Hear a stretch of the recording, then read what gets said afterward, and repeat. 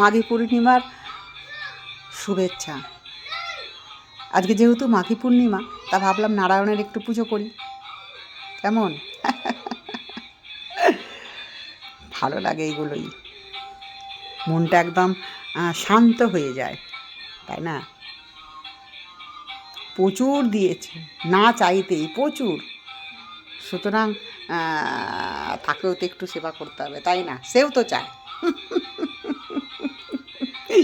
এইটুকু ভক্তি, সে আর কিছু চায় না, একটু ভক্তি।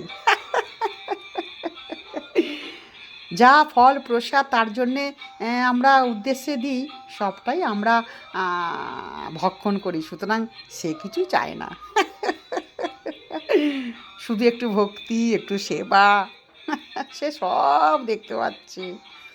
সেরাম কিছু না, মন থেকে যেটুকুন পারি সেটুকুন, কিছুই জানি না, কিন্তু যেটুকুন সামর্থ্যে কুলোয় আর কি। ভালো লাগে, এসব নিয়েই থাকি, জানেন, ভীষণ ভালো লাগে, মন একদম শান্ত হয়ে যায়, তাই না? ঈশ্বরের দয়াতেই তো আজকে শান্তিতে আছি, ভালো আছি।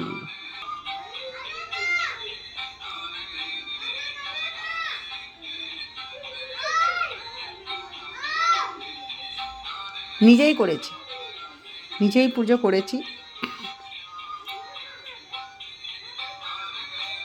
সব সময় তো আর পুরোহিতকে ডাকা যায় না, তা পুরোহিতকে ডাকবো না বলে কি পুজো করবো না নাকি? পুজো তো করবো, তাই না?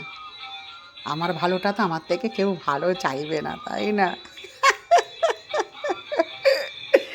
এইটা কালকে রাত্রিবেলা সব বাজার দোকান করে নিয়ে এসে সকালবেলা আজকে এক জায়গায় যাবো, নিমন্ত্রণ আছে ভোগের, হ্যাঁ, একটা বান্ধবীকে সঙ্গে নিয়ে যাব।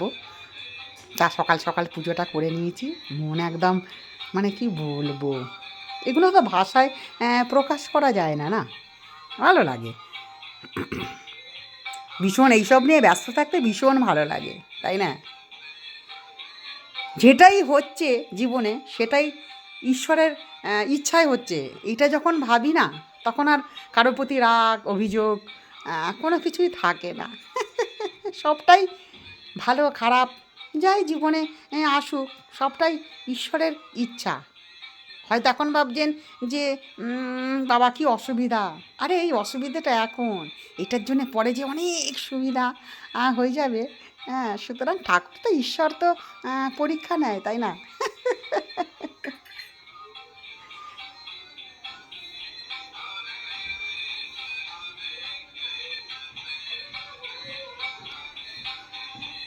সবটাই ঈশ্বরের আশীর্বাদে, তাই না? মানুষ কিছুই করতে পারে না, তাই না?